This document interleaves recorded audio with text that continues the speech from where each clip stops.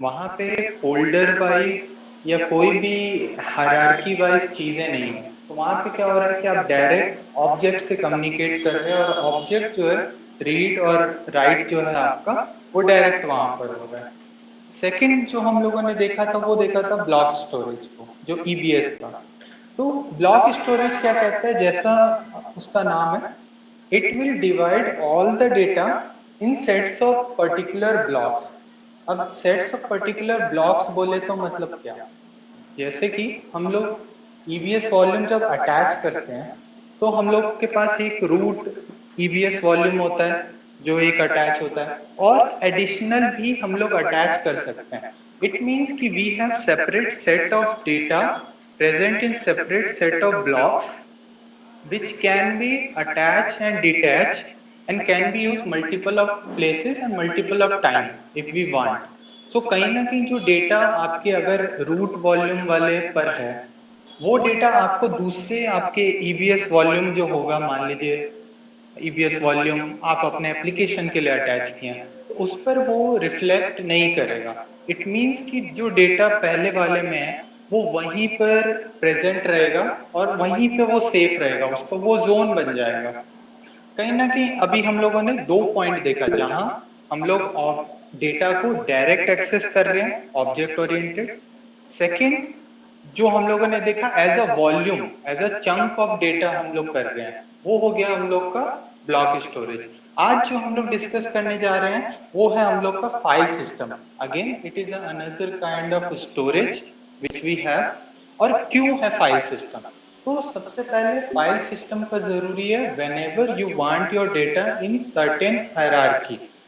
Hierarchy बोले तो it means कि आपका डेटा जो है किसी पर्टिकुलर फोल्डर में, फिर सब फोल्डर में, फिर उसके सब सब फोल्डर में जाकर स्टोर हो रहा है, और आप उस particular object, particular data point को फेच करने के लिए उस पूरे पाथ से बाईपास होके जा रहे हैं।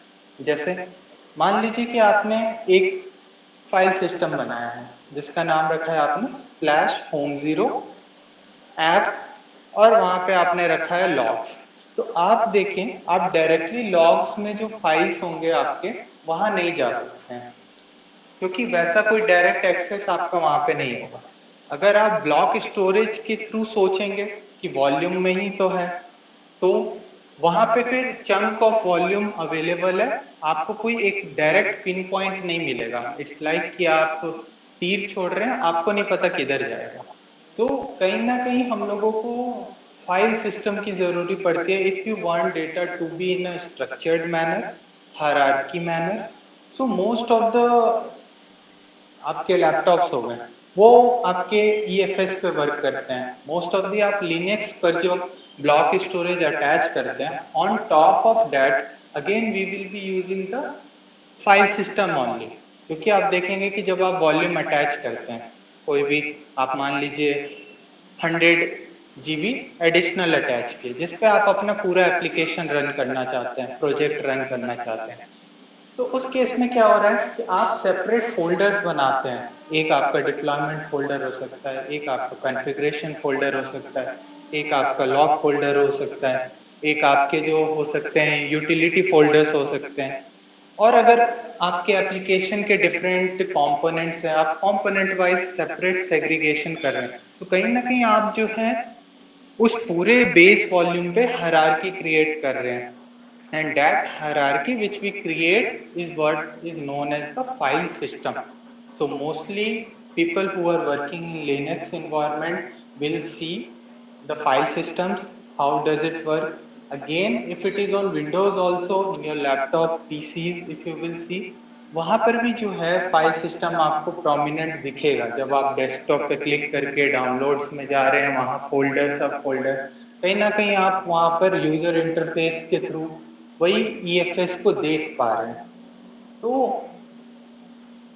आई होप ये तीनों में डिस्टिंक्शन क्लियर हो पाया होगा कि ऑब्जेक्ट स्टोरेज, ब्लॉक स्टोरेज और फाइल सिस्टम स्टोरेज में डिफरेंस क्या है।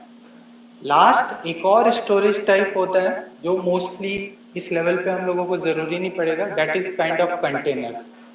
तो वहां क्या होता है कि ओवरऑल जो है हम लोग अपना ऐप उसका hypervisor, उसका image, everything we mug up at a one place and treat it as a particular storage type.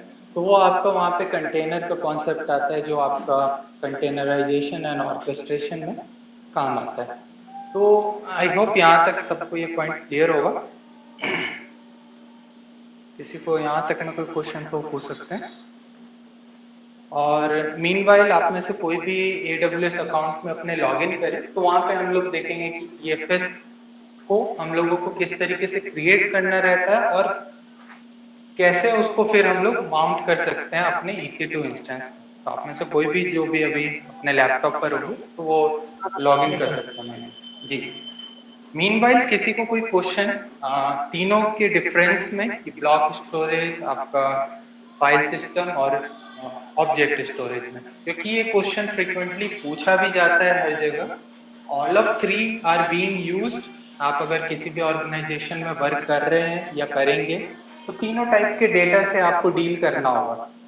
और कहीं ना कहीं why we have this segregation, अगर कोई ये पूछे कि नहीं, जब चीजें एक ही जैसी हैं, same data can be in file system, can be in volume, can be in object, तो क्यों जरूरी है ऐसा?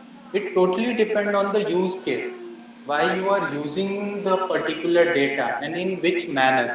मोस्टली जैसे हम लोगों ने डिस्कस किए थे प्रीवियस क्लासेस में कि S3 में जो डेटा हम लोग रख रहे हैं, mostly it's not like anything very encrypted or very much related to our projects which we want to day to day have a secure encryption and all.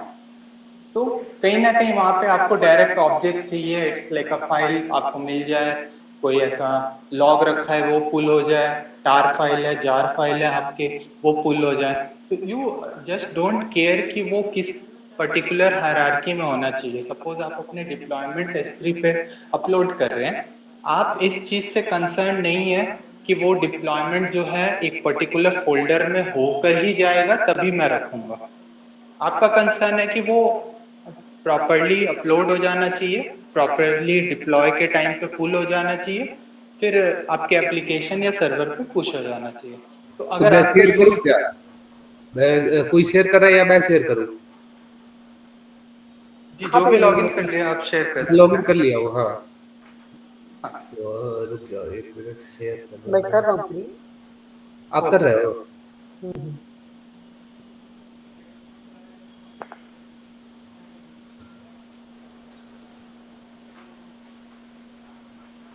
अब देख पा रहे हैं? हाँ जी। सो अगेन जैसे अभी स्क्रीन शेयर हो रहा है तो वो कंसोल में आ गए। हम लोग जो सर्विस है, जिस नाम से सर्विस अवेलेबल है, वो हम लोग का है EFS, it's like elastic file system. आप जब उस कंसोल पे जाएंगे, इलास्टिक फाइल सिस्टम आप सर्च कर सकते हैं, उस पर आ जाएगा, स्टोरेज में ही मिलना चाहिए। आई थिंक वो स्टोरेज में होगा राइट सर? जी, आप ऊपर सर्च कर सकते हैं तो वहां पे आप डायरेक्ट जा पाएंगे। हाँ, जो पहले जी। तो जैसे देख सकते हैं कि आप जैसे ही EFS के कंसोल पेज पे आते हैं तो आपको पहला चीज मिलता है scalable elastic cloud native NFS file system. तो कहीं ना कहीं जो फाइल सिस्टम का मेथोडोलॉजी प्रेजेंट है, उसको कैसे यूज करना है, उसके लिए क्लाउड पर आपके जो सर्वर्स बन रहे हैं, स्पेशली EC2 पे जो आपके सर्वर्स बन रहे हैं, उसमें भी specially if you will C Linux server से हम लोग को कनेक्शन होगा ज्यादा से ज्यादा। मोस्टली वी विल सी कि जो विंडो सर्वर्स हो पाएंगे उससे हम लोग का कंपैटिबिलिटी कम है when it comes to elastic file system to use. Although we have different protocol, different set of rules, उसका यूज करेंगे तो we can use, but mostly people will be using it for the Linux servers only. तो आप देखेंगे कि इसमें जो सबसे बेसिक आपका आता है वो आता है आपका Amazon elastic file system. Next आप उसमें अगर देखेंगे, आप थोड़ा सा स्क्रीन को स्क्रीन ठीक है आपका, आप क्रिएट फाइल सिस्टम्स पे क्लिक करिए, वहां आ जाइए तो एक हम लोग वो लमसम ओवरऑल मिलेगा। आप कस्टमाइज पे क्लिक करिए, नीचे में आप कैंसिल के बगल में देखेंगे, यस। तो ये हम लोग का जो है एक्चुअली फाइल सिस्टम बनाने के दो आपको काम है। पहला चीज हम लोग फाइल सिस्टम बनाएंगे, दूसरा चीज हम लोग फाइल सिस्टम क्यों बना रहे हैं, राइट। तो हम लोग का जो फाइल सिस्टम बन रहा है वो कहीं ना कहीं बन रहा है अपने सर्वर्स पे हायरार्की वे में डेटा को एक्सेस करने के लिए, डेटा को सर्व करने के लिए। तो कहीं ना कहीं पहला चीज हो जाएगा creation of file system. Second चीज जो हम लोगों को उसमें सीखनी होगी, जाननी होगी, वो हो जाएगा mounting of the same EFS। जो आपने बनाया फाइल सिस्टम उसको आप सर्वर पे माउंट कैसे करेंगे। जी किन्हीं का हैंड रेज है, वो क्वेश्चन पूछ सकते हैं।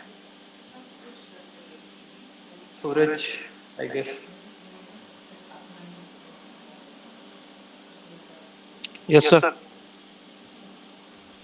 कोई क्वेश्चन है, आपका हैंड रेज है?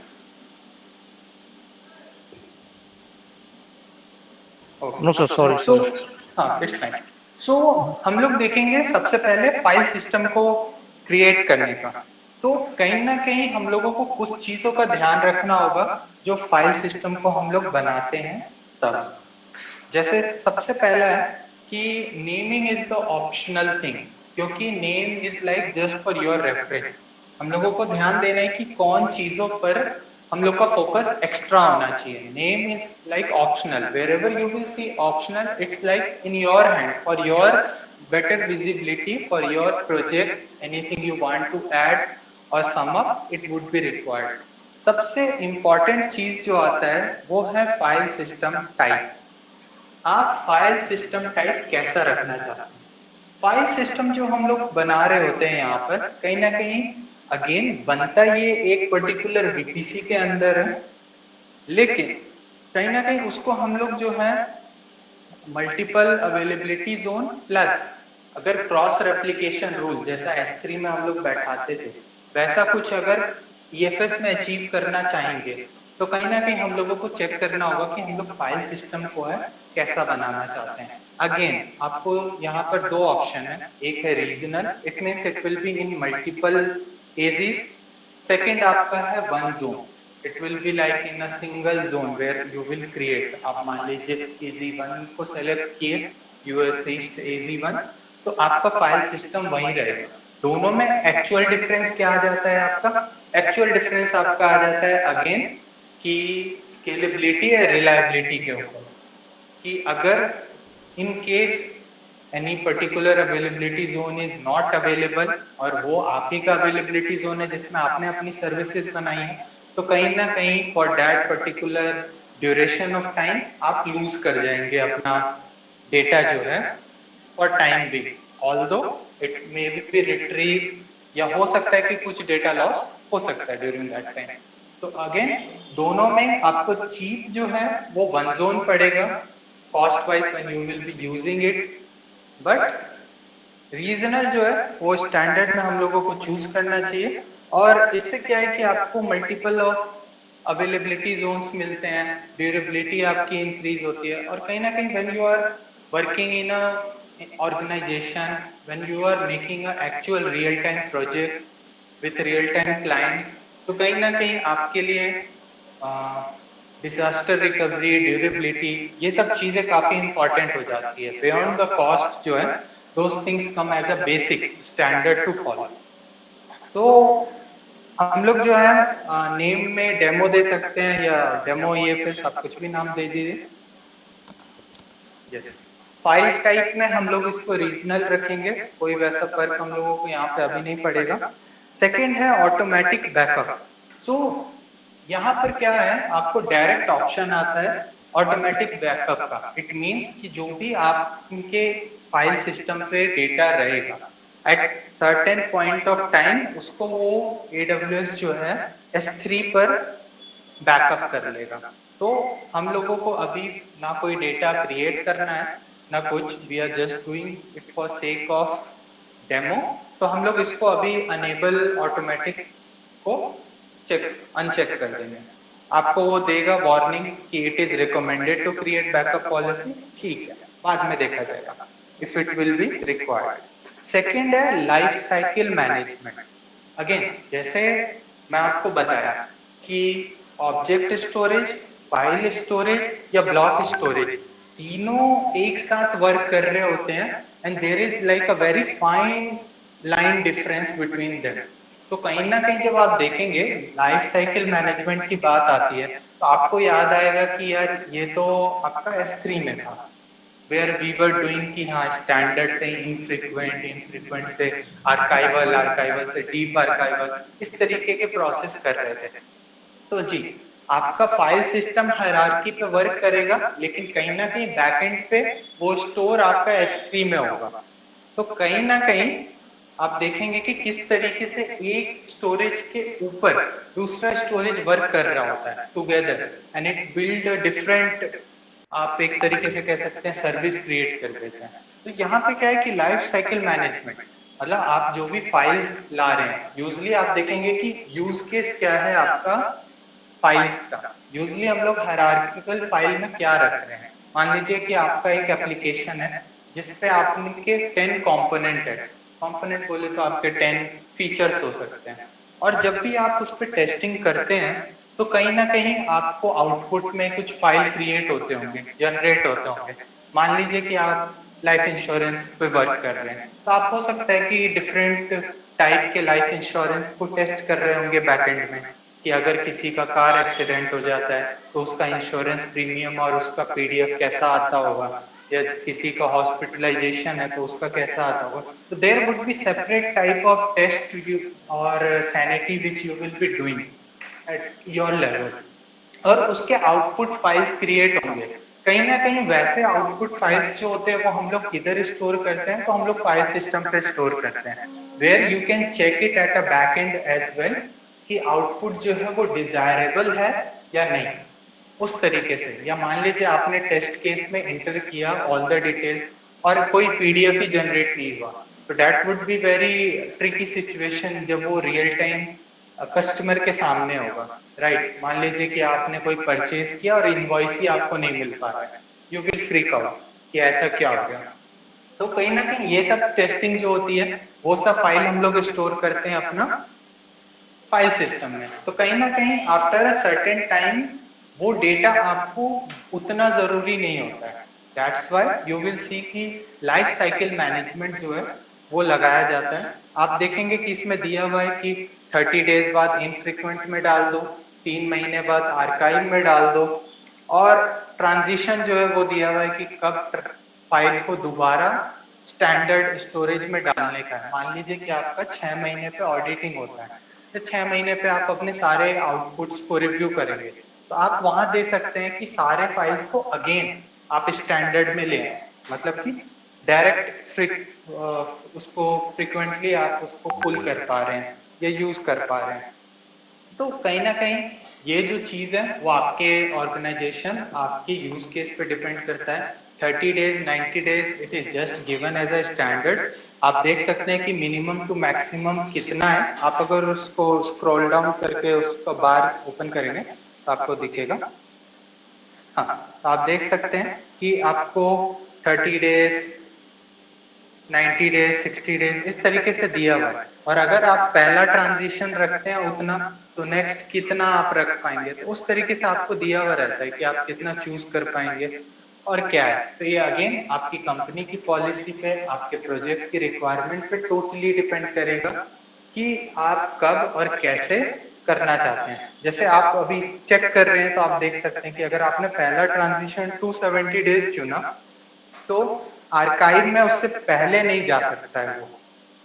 दैट मेक्स सेंस, राइट, क्योंकि आपका आर्काइवल का पहला प्रोसेस है कि वो इनफ्रीक्वेंट में आए, उसके बाद वो आर्काइव में जाए, तो डायरेक्टली आर्काइव में नहीं जा रहा है।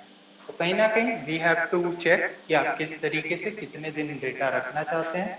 और लास्ट ऑप्शन जो है ट्रांजिशन टू स्टैंडर्ड, ये मैंने बताया कि after how much time it should be like made again as a standard S3 where you can frequently access the files which are there. तो ये टोटली डिपेंड करता है लाइफ साइकिल मैनेजमेंट को। हम लोग अभी के लिए लास्ट ऑप्शन को नन करके और स्टार्टिंग ऑप्शंस को 270 और 365 छोड़ सकते हैं। Anyway we are not creating anything, तो नीदर इट विल कॉस्ट और nothing it will come. Second है आपका encryption. Again and again. Whenever we are dealing with our data, we need it to be secured. We can't go like कि हाँ जो होगा देखा जाएगा. So two type of encryption are required. First, encryption at rest, and second is transit encryption when it is going from one place to another. As यहाँ पे हम लोग जो है within VPC create कर रहे हैं, फाइल सिस्टम आपके सिक्योर्ड इन्वायरमेंट में है, तो ट्रांजिट क्योंकि बाहर नहीं जा रहा है out of your VPC out to other account और डिफरेंट, तो यहाँ पे ट्रांजिट के लिए हम लोगों को कोई जरूरी नहीं पड़ रहा है. But at rest, data at rest आपको चाहिए कि वो इनक्रिप्टेड हो. तो कहीं ना कहीं आप वहां पर जो है KMS की जो है वो यूज कर सकते हैं. आपके पास दो ऑप्शन रहते हैं. जी उपेंद्र जी, कोई क्वेश्चन है? हाँ सर, आप जो बोल रहे हैं कि data transit and rest, so what's the difference, उस दोनों में क्या अंतर है?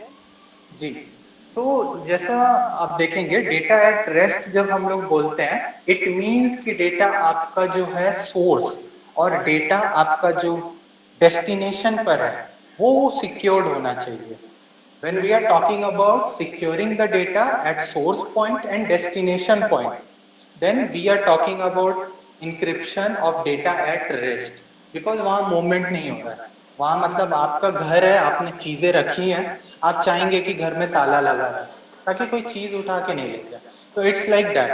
But when data in transit, मतलब एक सोर्स से दूसरे डेस्टिनेशन पे जा रहा है data, it's like moving from one place to another with your things. तो आप उस टाइम भी चाहेंगे कि वो डेटा सिक्योर हो. ऐसा नहीं हो कि कोई आपकी गाड़ी में से सामान चोरी कर ले, तो उस टाइम भी आपको इंक्रिप्शन या सिक्योरिटी चाहिए, right? So when we are talking about in transit, in movement, when data is moving from one place to another, तो वहां पे इंक्रिप्शन एट ट्रांजिट आता है. जो यूजुअली आप देखेंगे सर्ट्स अप्लाई होते हैं उसके लिए, SSL और TLS सर्ट्स जो हम लोग अप्लाई करते हैं, that is for like a secure data movement in what you से ट्रांजिट. हाँ समझ गए. अगर डेटा मूवमेंट हुआ तो अगर हम लोग चाहते हैं कि डेटा सिक्योर हो during movement from one location to another, उसके लिए भी मतलब इंक्रिप्शन लगाएंगे. और डेटा ऑलरेडी हमें सोर्स और डेस्टिनेशन में है तो दैट इज कॉल्ड रेस्ट, उसके लिए भी इंक्रिप्शन लगा सकते हैं. बिल्कुल नहीं लगा सकते नहीं है, लगाना चाहिए, because that is our data. We need it to be encrypted. आप नहीं चाहेंगे कि आपका पासवर्ड जो है वो मेरे को सामने देख के पता चल जाए. If I got the access, it should be in a encrypted format कि even though I got the access, I don't know how to read or how to crack. So it's like that way only, right? तो कहीं ना कहीं आपके पास दो option होता है इसमें भी डेटा एट रेस्ट में. एक आप AWS मैनेज्ड की यूज कर सकते हैं. दूसरा जो कि प्रेफर्ड स्टैंडर्ड वे होता है हमेशा याद रखने का. व्हेन होता क्या है कि whenever we are doing the demo these type of things, we forget that in actual world things would be a little bit different than what we do in demo. Demo है सीखने के लिए, that you are doing at your own. Even if you will not follow some security norms, it would be fine.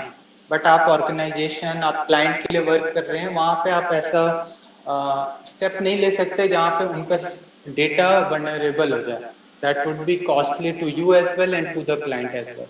तो कहीं ना कहीं instead of using AWS managed key, we will be creating our own key and that will be using. Suppose आपका कोई project है, मान लीजिए फिर से एग्जांपल देता हूँ लाइफ इंश्योरेंस का ही, तो आपकी जो भी कंपनी है आप उसके नाम की कोई की बना के रख लीजिए और उसको यूज करिए, so that you have the uniformity कि वो की भी आपका सिक्योर की है. या थर्ड ऑप्शन जो आपके पास रहता है, आपका जो कस्टमर है अगर उसको AWS पे भी भरोसा नहीं है, आप पे भी भरोसा नहीं है, तो वो खुद का की भी आपको दे सकता है जो आप इंपोर्ट करके वो यूज करिए, सो दैट कि data can be secure. So it totally depends. You should be open to all the options. And standard norms होगा कि instead of using AWS managed keys, we will be creating the new key and using it. Right. Next जो हम लोग का आता है option, वो आता है, और अगर अभी के लिए हम लोग AWS KMS की नहीं बनाना चाहते हैं तो आप इंक्रिप्शन अनेबल को भी बंद कर दीजिए, नहीं तो अदरवाइज आप बनाएंगे तो वो आपको वहाँ पे ऑप्शन आएगा कि वापस की बनाइए पहले। नेक्स्ट जो आता है ये कहीं ना कहीं डिपेंड करता है what is the requirement. Throughput mode, throughput is like read and write, how to and fro your data is moving और वर्किंग। तो कहीं ना कहीं आपको चाहिए कि वो परफॉर्म कितना जल्दी करे, क्या उसकी स्पीड होनी चाहिए, अगर लेमन टर्म में समझना चाहते हैं तो वो टोटली डिपेंड करता है कि आपका वर्कलोड कैसा है, यूज केस कैसा है। वर्कलोड मान लीजिए ऐसा है कि आप डेटा को बहुत जल्दी फेच कर रहे हैं, जल्दी उस पर कुछ वर्क कर रहे हैं, मान लीजिए डेटा एनालिटिकल थिंग कर रहे हैं आप, कुछ डेटा साइंस रिलेटेड थिंग कर रहे हैं, बिग डेटा थिंग कर रहे हैं, या एनालिसिस कर रहे हैं, कैनेसिस यूज कर रहे हैं, हडूप यूज कर रहे हैं, तो आपको क्या है कि वहां चाहिए कि डेटा कहीं रुके नहीं, data should be in speed, throughput अच्छा होना चाहिए, it should not throttle at any place. तो आप इनहैंस्ड चुनेंगे। अगर आपका नॉर्मल वर्कलोड है, डे टू डे बेसिक, थोड़ा बहुत, मतलब ऐसा नहीं है कि 24 घंटे आप पूरे अपने फाइल सिस्टम को यूज कर रहे हैं, it's like a part of your application but not like sole part कि आप उसी को यूज कर रहे हैं 24 घंटे, then you will use the second option which is the bursting. It would be like more kind of general purpose. तो यहाँ पर जो है कॉस्टिंग में डिफरेंस आ जाता है, if you choose enhanced it would cost you more, but if it is bursting it will cost less compare to your enhanced one. तो हम लोग यहाँ पर अभी बर्स्टिंग सेलेक्ट कर लेंगे, सेकंड वन, बिकॉज इनहैंस्ड का कोई यूज नहीं बनता है। तो आप देखेंगे कि डिफरेंट ऑप्शंस जो इनहैंस्ड के अंदर थे वो हम लोग के चले गए।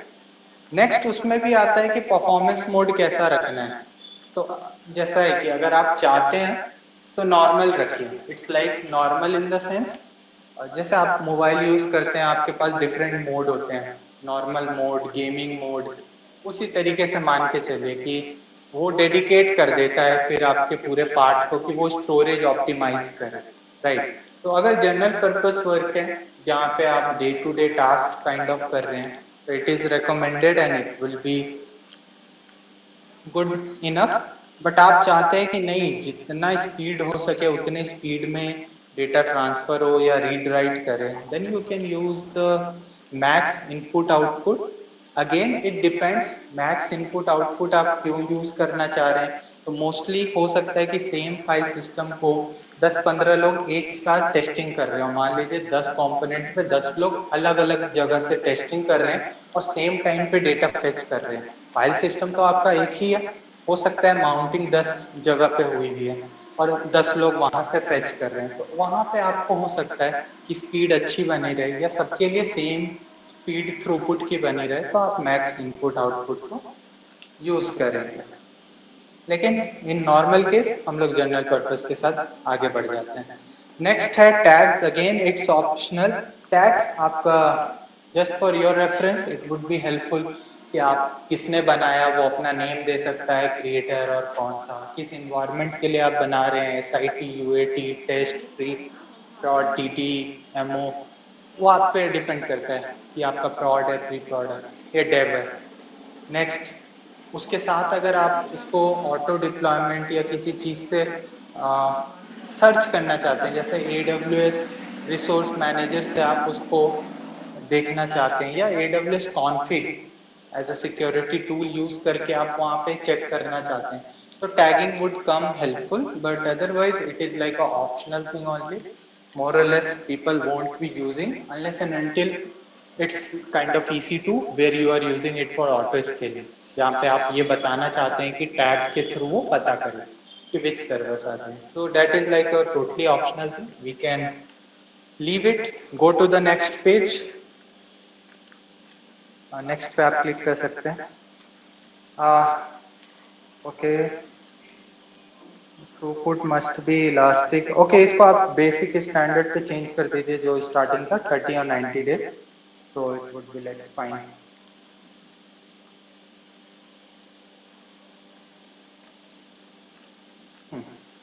एक बार चेक करिए, because we are trying to bypass many things. Remove कर दीजिए टैग्स में। हाँ, अब एक बार फिर से ट्राई करिए।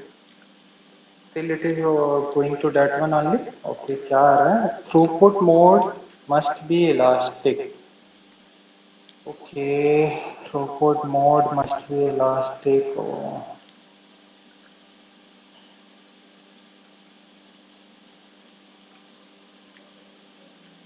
Bursting enhanced general purpose. एक बार enhanced आप select करके देखिए वहाँ पे क्या option था. हाँ, elastic. Okay, that's okay. तो इसको अभी choose करके हम लोग आगे बढ़ जाते हैं. ये हमारा तो सर आगे बढ़ गया नेक्स्ट में। वो कभी कभी होता है, तो टोटली डिपेंड्स, कभी हो जाता है, it's fine. We go to the next page now. Okay, so next page जैसा आपको मैंने बताया कि फाइल सिस्टम जो है आप यूजुअली माउंट कर रहे होते हैं अपने EC2 सर्वर्स पे। मींस आप अपने जो एप्लीकेशन रन कर रहे हैं वहां पे, तो कहीं ना कहीं आपको डिफाइन करना होगा कि आपका फाइल सिस्टम किस VPC के लिए यूज होगा, और फिर उस VPC में कौन से अवेलेबिलिटी जोन के लिए यूज होगा। जैसा हम लोगों ने रीजनल चुना है, तो आप देख सकते हैं कि सारे ही ऑप्शन आ रहे हैं, बट हो सकता है कि आप EC2 खाली US ईस्ट 1A में बनाना है पहले जोन में, तो आप वही सेलेक्ट करेंगे। यहाँ पे VPC बाय डिफॉल्ट आ रहा है क्योंकि हम लोगों ने कोई VPC क्रिएट नहीं किया है।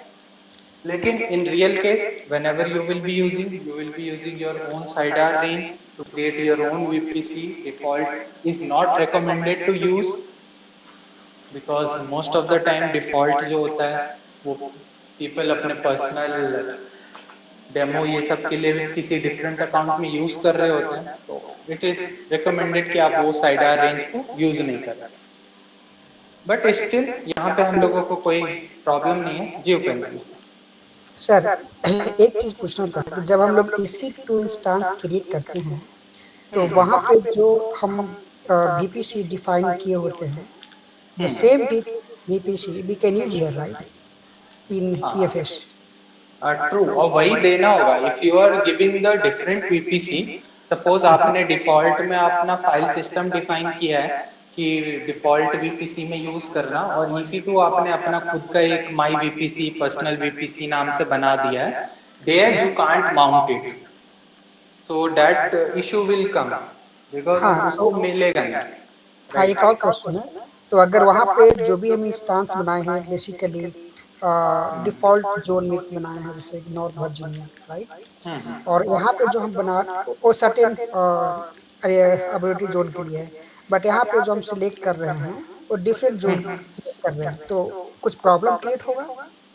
नहीं नहीं नहीं, यहाँ पे डिफरेंट जोन्स, क्योंकि हम लोगों ने, आपको याद होगा कि प्रीवियस पेज पर रीजनल सेलेक्ट किया था। इट मींस कि हम लोग अपने जो EFS जो अभी फाइल सिस्टम क्रिएट होगा उसको चाहते हैं कि वो एक से ज्यादा अवेलेबिलिटी जोन के लिए अवेलेबल रहे। तो it is just giving you multiple other VPC बोल रहा हूँ, AZs which are present, so that मान लीजिए कि आपने AZ1 में एक सर्वर बनाया जो कि एप्लीकेशन सर्वर है, AZ2 में आपने अपने वेब सर्वर रखे हैं, और AZ3 में आपने कुछ MQ सर्वर्स बनाए हुए हैं, या फिर DB सर्वर आप EC2 पे चला रहे हैं, तो आपने सेग्रीगेशन किया हुआ है अवेलेबिलिटी जोन वाइज। या हो सकता है आप डिफरेंट इन्वायरमेंट डिफरेंट AZ में चला रहे हैं, SIT हो सकता है AZ1 में, दूसरे AZ में आपका UAT चल सकता है, फिर तीसरे में प्री प्लॉट चल सकता है। तो in that case same EFS need to be mounted everywhere. Instead of creating 3 you can use the same EFS, right. तो उस तरीके के लिए तो आप देख सकते हैं। अगर आप सोचेंगे कि नहीं सेम मेरा तो सर्वर एक ही सर्वर मतलब कि एक ही अवेलेबिलिटी जोन में है, तो आप वन जोन भी चूज कर सकते थे, थोड़ा आपका ड्यूरेबिलिटी रिड्यूस हो जाता, स्केलेबिलिटी रिड्यूस हो जाता, लेकिन आपको सिर्फ एक ही ऑप्शन आता कि हाँ आपका सर्वर जिसमें आप वही अवेलेबिलिटी जोन में चूज करें। तो यहाँ पे having multiple of mount target as a availability zone won't be any issues. It is better to have. You never know कि next future में आपका requirement दूसरे availability zone के लिए आ जाए, right? तो उस तरीके से। So this page we will keep it as it is for now, but again I will repeat, आपका जो यूज केस होगा वहाँ पे आपका खुद का VPC होगा जो आपको सेलेक्ट करना होगा, अवेलेबिलिटी जोन जो है आपको खुद सेलेक्ट करना होगा। आप नेक्स्ट पेज पे आ सकते हैं।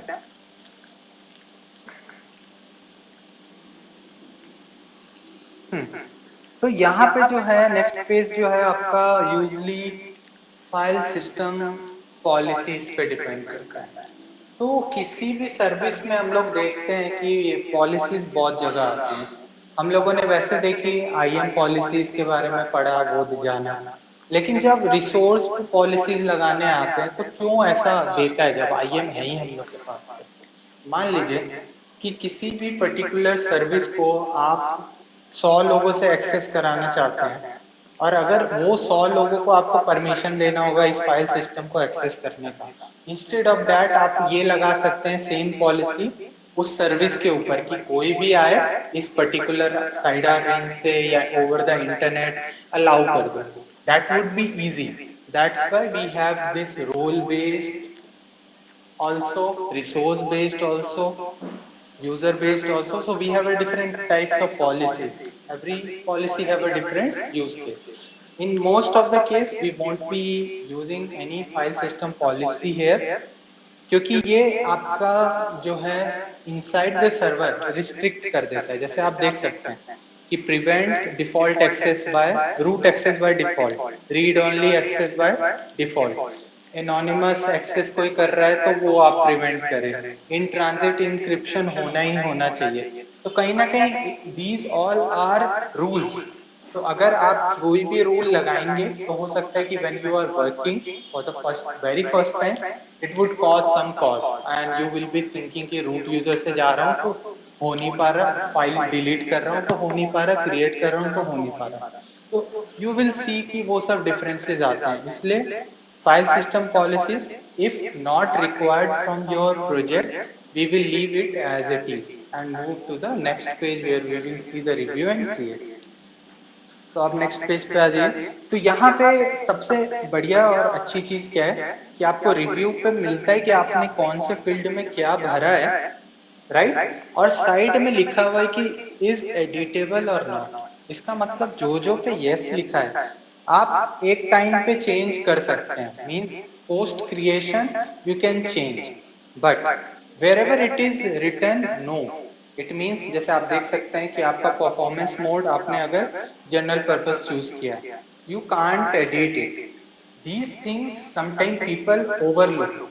वो आते हैं क्रिएट पेज पे आए क्रिएट कर दिया and at later point they are thinking कि अरे ये चूज करना था। या आप देख सकते हैं जैसे केएमएस की आईडी, आपने कोई केएमएस अभी यूज नहीं किया है, बाद में क्या उसमें ऐड कर सकते हैं? नो। तो अभी आपने इंक्रिप्शन पे नहीं किया तो लेटर ऑन भी आप इंक्रिप्शन पे उसको नहीं कर सकते। You will need all over again a new file system for that. So these values wherever is no is आपको सोच समझ के चूज करना होगा and that is like a job part of your as a DevOps engineer, cloud engineer, that these points need to be taken care what is the requirement and there should be cross verification कि हाँ ये point का ध्यान रखना है, then only we need to proceed with create। यहाँ पे अभी हम लोगों को किसी बात का ध्यान नहीं रखना है, as we are just doing for our own demo we can move ahead। next step 2 का देख सकते हैं कि वहाँ पे access point दिखा रहा है, we are good with all the access point। कोई पॉलिसी हम लोग नहीं लगा रहे हैं, कोई टैग हम लोग नहीं दे रहे हैं, ऑप्शनल चीजों को ऑप्शनल की तरह छोड़ के आगे बढ़ रहे हैं। So we can come to the end and hit on the create button. Yes sorry Swashish ji, EFS is paid one or is free? नहीं, क्रिएट करने में आपका नहीं लगेगा, जब उस पे स्टोरेज या कुछ आता है then it would be like costing. So we will be creating and deleting, so no issue. So this is paid one, right? हाँ, service would be paid when you will start like having files, storage. Otherwise, no. As a service, it don't have any upfront kind of cost. So यहाँ पे जैसे अभी create हो रहा है file system, यहाँ तक आप प्रोसेस देखे होंगे, आपको समझ आया होगा कि क्या चीजों का आपको ख्याल रखना है, किन चीजों का ख्याल नहीं रखना है, या मतलब जिन चीजों को आप ऑप्शनल है या फिर एडिटेबल है वो आप लेटर ऑन चेंज कर सकते हैं, it's like good thing. But जो चीज नहीं कर सकते you should be very careful, क्या केएमएस की यूज कर रहे हैं, रीजनल है, वन जोन है, या फिर आपका वो जनरल पर्पस है, परफॉर्मेंस मोड क्या है। तो these things you need to take care of. Now as it is getting created, आप देख सकते हैं कि वो आपको दे रहा है कि क्या नाम है, फाइल सिस्टम क्या है, इंक्रिप्शन, क्योंकि यहाँ पे कुछ नहीं है तो नहीं दिखा रहा है। और देख सकते हैं कि टोटल साइज और ये सब जो है अभी कुछ नहीं। फाइल सिस्टम स्टेट आपको बता रहा है, इससे पता चल रहा है कि वो अवेलेबल हो गया। इट मीन्स कि आपका फाइल सिस्टम रेडी है। इस फाइल सिस्टम में सबसे इम्पोर्टेंट चीज जो है वो क्या होती है वो जानते हैं। अभी हम लोगों ने एक फाइल सिस्टम बना लिया है, ये डिफाइन कर दिया है कि फाइल सिस्टम जो है वो कैसा होना चाहिए या क्या होना चाहिए। अभी इसमें हम लोगों ने कोई भी हायरार्की क्रिएट नहीं किया। जैसा हम लोग बात कर रहे हैं कि फाइल सिस्टम है तो हायरार्की होनी चाहिए, फोल्डर होने चाहिए, ऐसा कुछ तो आया नहीं, कहीं कुछ तो किए नहीं, पता कैसे चलेगा। इसमें अभी तक में जो सबसे इम्पोर्टेंट पॉइंट है वो हम लोगों का जो डीएनएस नेम में आप पहले देख रहे हैं, या आप पिछले पेज पर एक बार आ जाइए। हाँ, यहाँ पे जो फाइल सिस्टम आईडी आप देख रहे हैं, that is the most important thing when the file system is created.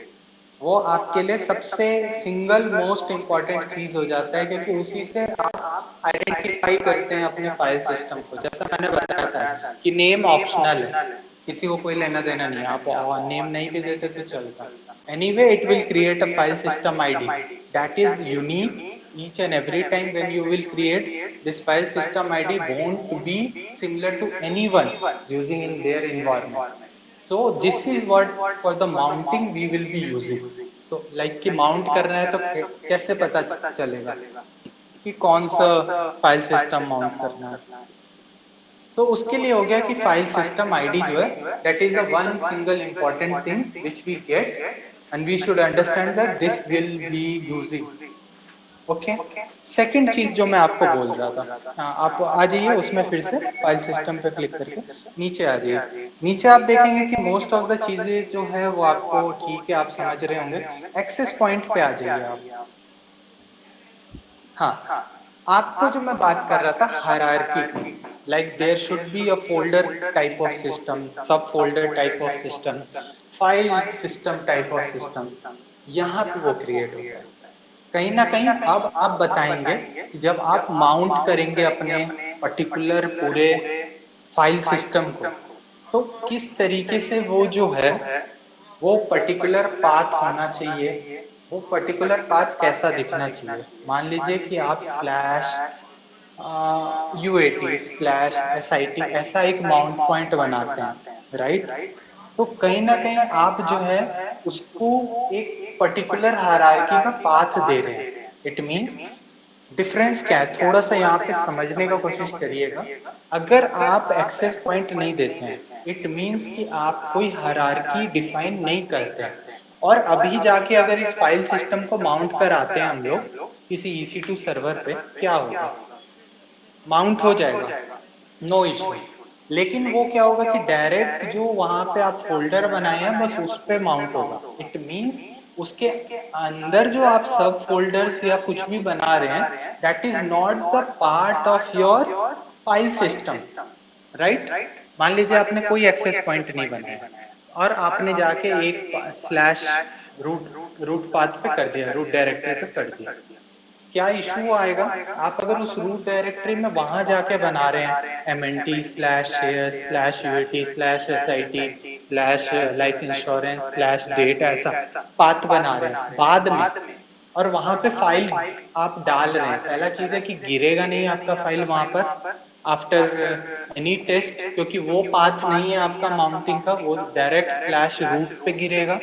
दूसरा, सेम अगर आप माउंटिंग जो है दूसरे सर्वर पे जाके करेंगे तो आपका जो पूरा पाथ या पूरा हायरार्की जो आपने बनाया एक पर्टिकुलर सर्वर पे मेहनत करके, वो आपको दूसरे सर्वर पे दिखेगा ही नहीं, क्योंकि आपने माउंट स्लैश रूट पे किया है। आप दूसरे पे माउंट करेंगे उस सेम फाइल सिस्टम को, आपको स्लैश रूट दिखेगा, उसके आगे का कोई फाइल फोल्डर नहीं दिखेगा, क्योंकि that is not the part of your hierarchy और फाइल सिस्टम या एक्सेस पॉइंट। तो आप समझ पा रहे होंगे कि एक्सेस पॉइंट का रोल क्या है यहाँ पे। Access point is what we are using for the actual hierarchy to make. और सपोज आपने यहाँ पे एक स्लैश करके बना दिया, कि /UATSIT, और उसको जाकर आप जब पाथ देकर माउंट करेंगे तो वो एक पर्टिकुलर 100% माउंट जो होता है वो हो जाता है एक्सेस पॉइंट का। तो आई होप कि एक्सेस पॉइंट क्लियर होगा। हम लोग क्रिएट एक्सेस पॉइंट पे क्लिक करते हैं और देखते हैं कि वहाँ क्या ऑप्शंस आ रहे हैं। तो जैसा इन्होंने क्लिक किया एक्सेस पॉइंट पे, तो यहाँ जैसे ही हम लोग एक्सेस पॉइंट बना रहे हैं, क्योंकि हम लोग जो है फाइल सिस्टम के अंदर के एक्सेस पॉइंट पे क्रिएट करके बना रहे हैं, तो फाइल सिस्टम डायरेक्टली ले लिया। अगर आप सेपरेटली एक्सेस पॉइंट बनाने जाते तो वो आपसे पूछता कि बताओ भाई कौन से फाइल सिस्टम का एक्सेस पॉइंट बनाना। तो यहाँ क्योंकि पहला चीज है सिंगल ही है, और दूसरा चीज है कि यहाँ पे हम लोगों को पता था कि उसी के अंदर से जा रहे हैं। अगेन नेम कुछ भी दे सकते हैं हम लोग। ये जो है root directory path, although it's optional, but again ये हम लोगों का यूज केस में आएगा। तो यहाँ हम लोग जो है वो पूरा पाथ देंगे एक तरीके से कि कहाँ हम लोग माउंट करना चाहते हैं। तो जैसे इन्होंने लिखा /mycourse /AWS और यहाँ तक दे दिया, गुड इनफ। अब हम लोग जब सर्वर में जाएंगे और इस पाथ को वहां पे बनाएंगे और माउंटिंग करेंगे, तो हम लोग का पूरा माउंट पॉइंट जो है वो /mycourse /AWS आएगा। और जैसे हम लोग उसको डिफरेंट सर्वर्स पे भी माउंट करते जाएंगे, तो ये पूरा जो पाथ है आपका हायरार्की जो है फोल्डर का, स्लैश जो कि आपका रूट है, उसके अंडर जो मेन फोल्डर आ रहा है माई कोर्स, उसके अंडर जो सब फोल्डर आ रहा है AWS, वो आपको हर एक सर्वर पे अवेलेबल मिलेगा। अगर आप उसको खाली छोड़ देंगे तो वो डायरेक्ट रूट पाथ को ले लेगा।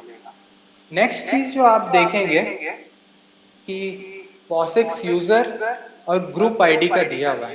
ये क्यों यूज होता है समझ लेते हैं। यहाँ यूज नहीं कर रहे हैं, but again this will be used in the actual practical scenarios.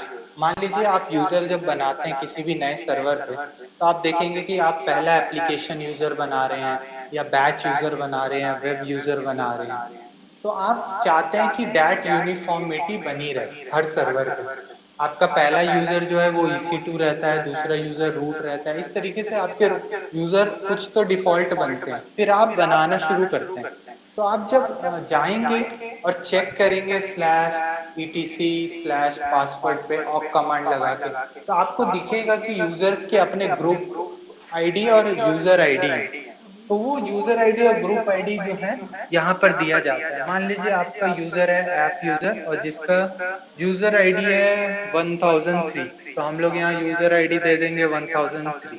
Group मान लीजिए आपने सारे ऐप यूजर्स को रखा हुआ है, प्रोजेक्ट का कोई नाम दे दिया, लेट्स से लाइफ इंश्योरेंस, और उस ग्रुप का आईडी है 1004, 1009 या रैंडमली कुछ भी।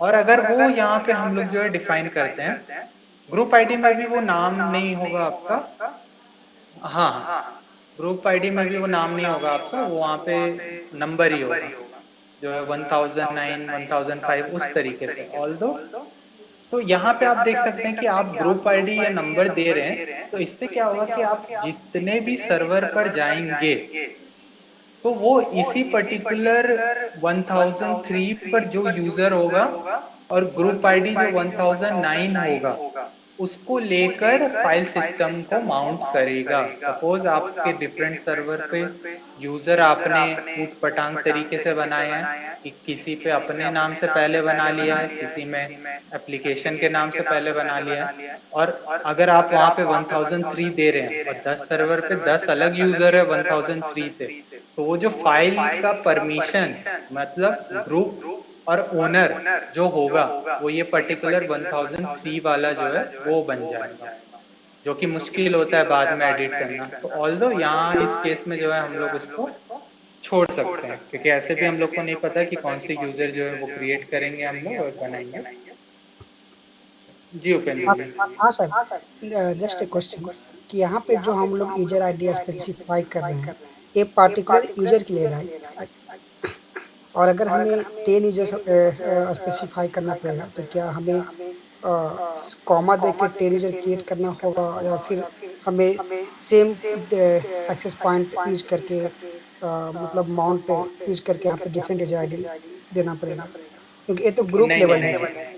नहीं, जी जी। तो यहाँ पे आप बात समझिए, यहाँ पे बात हो रही है ओनर और ग्रुप की, जो फाइल सिस्टम और फोल्डर आप बना रहे हैं उसकी।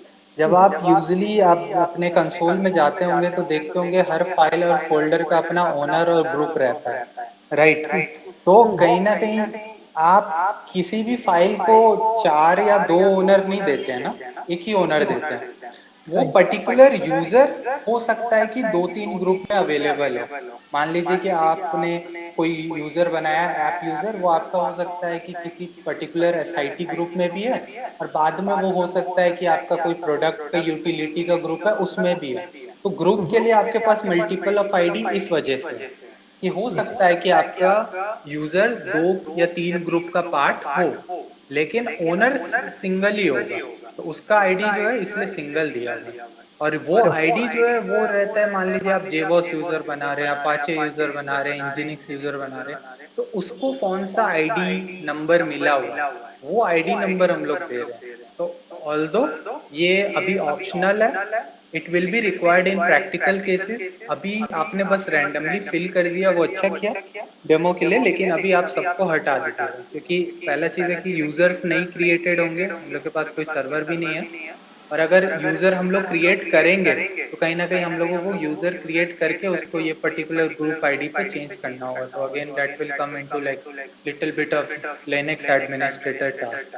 हाँ हाँ, अभी सर तभी थोड़ा समझ में आया सर, जो आप बोल रहे हैं यूजर आईडी या ग्रुप आईडी के बारे में, this is high level on file level, right, file level system. वहाँ पे हम राइट देखते हैं कि कौन से यूजर है, इसका क्या परमिशन है किस यूजर का, उस ग्रुप में जी वो यूजर किस लेवल का यूजर है, जैसे आप बोले जेबॉस बोले, अपाचे बोले या फिर इंजेक्स बोले, तो उस लेवल का user is not individual user. जैसे कि हम लोग इंडिविजुअल हैं, हम लोग एज ए एम्प्लॉय है, it's not the user like हम लोग कैसे आई में पढ़े थे आइडेंटिटी में। It's high level no file level system, right.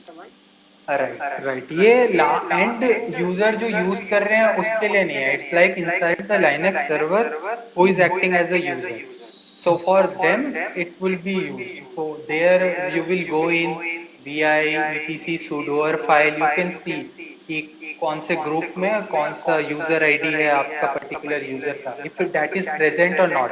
और अगर आप चाह रहे हैं कि कोई पर्टिकुलर यूजर बनाकर वही सारे फाइल सिस्टम को मैनेज करे और वो उसका ओनर कहलाए, then it totally depends on you, right. Because आप एप्लीकेशन बैकएंड में कैसे हैंडल कर रहे हैं, इट्स टोटली ऑन यू।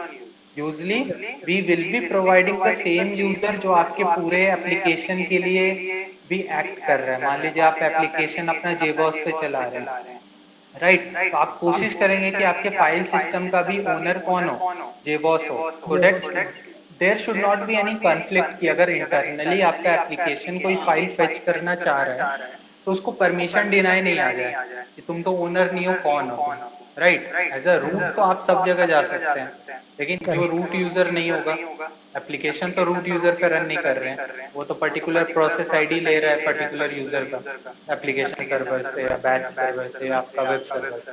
तो देयर इट इज रिक्वायर्ड। तो कहीं ना कहीं अभी और creating it won't be required, लेकिन आप देखेंगे कि when it comes to real time practice, it is what is the most important thing when we are creating the access point. So all the things, it is very funny, all the things which are present as a optional inside access point are the mandatory steps when we are using it at a real time. वो root directory path देना, POSIX user देना, उसका group ID देना, तो all these things become like your important thing to do at that time. अभी जरूरी नहीं है, हम लोग एक बस सिस्टम बना सकते हैं। आप क्रिएट एक्सेस पॉइंट पे क्रिएट करिए तो आपको एक एक्सेस पॉइंट जो है वो बन जाएगा। अब आप देखेंगे नीचे में एक्सेस पॉइंट पे आ जाइए और वहां देख सकते हैं कि स्टेट अवेलेबल हो गया है और आपको एक्सेस पॉइंट आईडी मिला है। आप देख सकते हैं कि सिंगल इंपॉर्टेंट चीज था file system, and second most important चीज आपका हो गया, वो हो गया एक्सेस पॉइंट जो है वो, और पाथ, क्योंकि हम लोगों को जरूरी था वो पाथ, राइट। अब आप देखेंगे कि यहाँ तक हम लोगों ने किया, so we have completed the part of our thing in AWS console. Again सबके लिए रिपीट कर देता हूँ कि जो चीज हम लोग कंसोल से कर सकते हैं that we can do with CLI API calls SDK, ये हम लोग लास्ट क्लासेस जो हुए थे उसमें देखे थे, जो प्रेजेंट होंगे उनको याद होगा. But here we are doing as a console so that it is more user friendly to understand, to learn the things. तो यहाँ तक जो पार्ट है वो कंप्लीट हो गया. So it's like a half done. You have created file system, you have created access point, but directly अब यहाँ पे फाइल खुद से तो नहीं आएंगे, right? राइट यहाँ पर कुछ नहीं हो रहा है. ये फाइल सिस्टम बना के आप करेंगे क्या? किस लिए बना रहे थे? हम लोग बना रहे थे that to mount it to our EC2 servers where our applications would be, where we will do the thing. So we are halfway done. Now अभी क्योंकि वैसे भी हम लोग का क्लास का एंड की तरफ है हम लोग, बस एक चीज यहाँ पे बता देता हूँ. नेक्स्ट टुमारो जब हम लोग क्लास में आएंगे तो हम लोग का 2 टास्क रहेगा. सबसे पहला हम लोग एक EC2 इंस्टेंस लॉन्च करेंगे, न्यू EC2 इंस्टेंस किसी भी पर्टिकुलर अवेलेबिलिटी जोन में. नेक्स्ट जो रहेगा वो हम लोगों का टास्क रहेगा उसको माउंट करना. तो कहीं ना कहीं हम लोग देखेंगे कि किस तरीके से माउंटिंग होता है और कैसे पाथ दिया जाता है. देन वी विल सी कि माउंटिंग जो है it's a temporary state. Means अगर आपने सर्वर रीबूट कर दिया आपका माउंटिंग पॉइंट जो है वो चला जाता है. तो again that made to be like a confirm solid point. FS tab का कॉन्सेप्ट आता है जहां हम लोग माउंटिंग पॉइंट को दे देते हैं कि रिबूट करेंगे तब भी वो माउंट पॉइंट नहीं हटेगा. तो these things we will see and learn in the next class. जी प्रिय रंजन जी आपने हैंड रेज किया. अच्छा सर, मान लीजिए हम कोई भी एप्लीकेशन यहाँ पे ये कर रहे हैं, क्रिएट कर रहे हैं, तो जैसे उसका वो आ जाए, जैसे उसका बिलिंग आ जाए 50-60 रुपए मान लीजिए ऐसे, तो कैसे ये हम मतलब मान लीजिए ये कैसे पता करेंगे कि कौन सा एप्लीकेशन मेरा मतलब ओपन रह गया है, मतलब क्रिएटेड रह गया है जिससे मेरा बिलिंग आया है. जी. तो अगेन बिलिंग जो है सबसे इम्पोर्टेंट चीज है. उसके लिए जो आप है अपने अकाउंट का जो साइड में आप देख सकते हैं कि ऊपर में जो नेम दिया हुआ है आपका उपेंद्र कुमार करके जो एकदम डिफरेंट एंड पर है, उसमें आप जाएंगे तो बिलिंग एंड कॉस्ट मैनेजमेंट और जैसे इन्होंने सर्च कर दिया इधर आप आएंगे तो आपको नीचे जैसे कॉस्ट ब्रेकडाउन जो है वो शो कर रहा है कि किस मंथ में किस सर्विस के लिए यूज हुआ या कितना कॉस्टिंग हुआ. तो आप जब उस पर क्लिक करेंगे तो आपको पूरा वो देता है. नेक्स्ट अगर आप बाइफरकेट करके एनालिसिस करना चाहते हैं कि हाउ इट वाज यूज्ड, तो नीचे जो एनालाइज योर कॉस्ट है उस पर आप क्लिक करेंगे तो इट विल शो कि आपने किस पर्टिकुलर रीजन में, स्क्रॉल डाउन कर लीजिए, तो वहां पे आपको देगा किस पर्टिकुलर रीजन में कौन सी सर्विस है और कितना कॉस्ट उसका आया है. तो इससे आपको पता चल जाएगा एग्जैक्ट कौन सा रिसोर्स है. ये आपको बिलिंग एंड कॉस्ट मैनेजमेंट में नहीं पता चलता है, लेकिन आपको इतना पता चल जाएगा कि आपका S3 के वजह से है, EC2 के वजह से है, VPC के वजह से है, कौन से सर्विस के वजह से. तो आप वहां जाके चेक कर सकते हैं एक बार मैं कि शेयर करूँ क्या क्यों कॉस्ट कर रहा है. एक बार मैं शेयर करूँ. जी.